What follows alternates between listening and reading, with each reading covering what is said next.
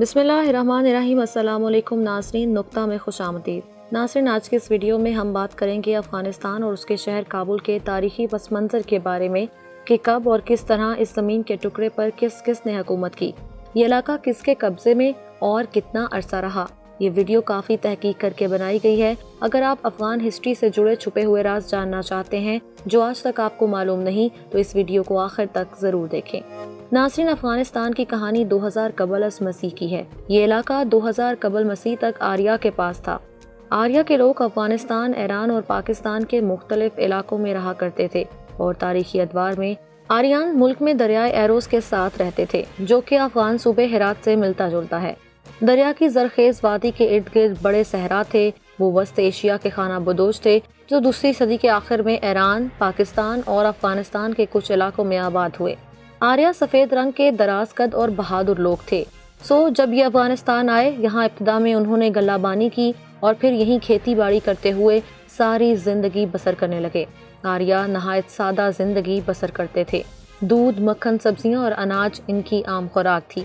سورج، آگ، پانی اور بادل دیگر مظاہرات قدرت کی پوجا کیا کرتے تھے، یعنی کہ ان کی عبادت کرتے تھے۔ دیوتا کو خوش کرنے کے لیے جانوروں کی قربانی کا رواج بھی آریانز کے ہاں عام تھا۔ جب یہ 2000 سال قبل افغانستان آئے تو انہیں یہ زمین بہت پسند آئی اور اس پر انہوں نے قبضہ کر لیا۔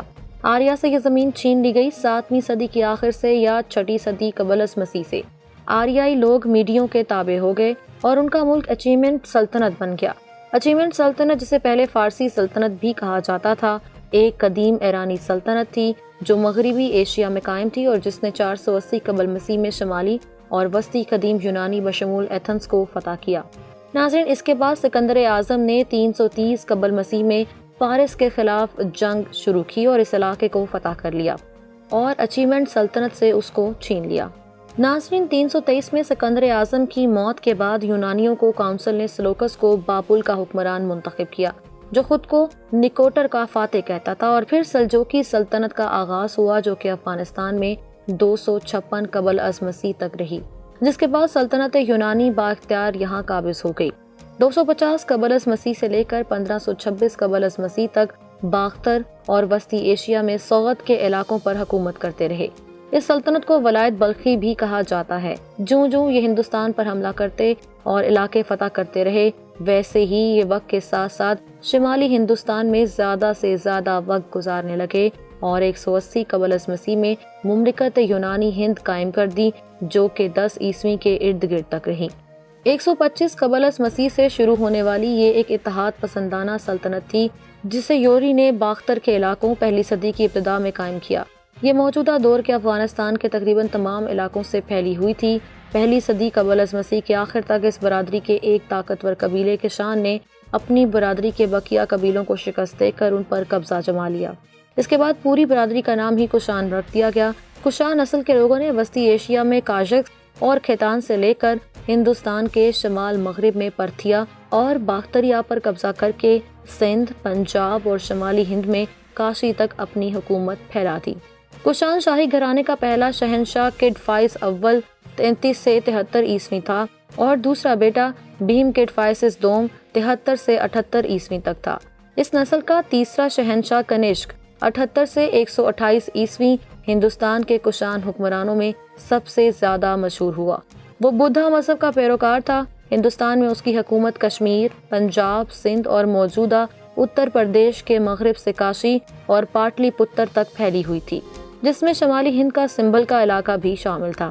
اس کے علاوہ افغانستان، بیکٹیریا اور وسطی ایشیا کے یارکند، تاشکند، کاجکس اور کھیتان بھی اس کی ریاست میں ملے ہوئے تھے۔ کنشک کی راجدھانی پورشپور، جسے موجودہ دور میں پشاور کہا جاتا ہے، یہاں تک تھی۔ کنشک نے تقریباً 45 سال حکومت کی۔ اس کے بعد ساسانی سلطنت کا آغاز ہوا، جو کہ چوتھی ایرانی اور دوسری فارسی سلطنت تھی، جو 226 سے 651 تک قائم رہی۔ ساسانی سلطنت کا بانی ارد شیر اول تھا، جس نے پارتھیا کے آخری بادشاہ ارتبانوس چہارم کو شکست دے کر سلطنت کی بنیاد رکھی تھی۔ ساسانی سلطنت موجودہ ایران، عراق، آرمینیا، افغانستان، ترکی اور شام کے مشرقی حصوں، پاکستان، کفکاز، وسط ایشیا اور عرب پر محیط تھی۔ اس کے بعد آخری ساسانی شہنشاہ یزدگرد سوئم 632 से 651 ईस्वी तक रहा, जो दीन इस्लाम के बढ़ते हुए कदमों को रोकने में नाकाम रहा और ईरान खिलाफत इस्लामिया का हिस्सा बन गया। ये ईरान में इस्लाम आने से कबल आखिरी सल्तनत थी।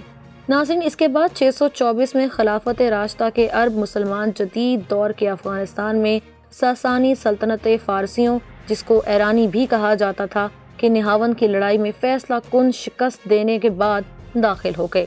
इस जबरदस्त शिकस्त के बाद आखिरी सासानी शहंशाह यज़दगर्द सोइम, जो कि एक मतलूब मफरूर बन गया था, वस्त एशिया में फरार हो गया।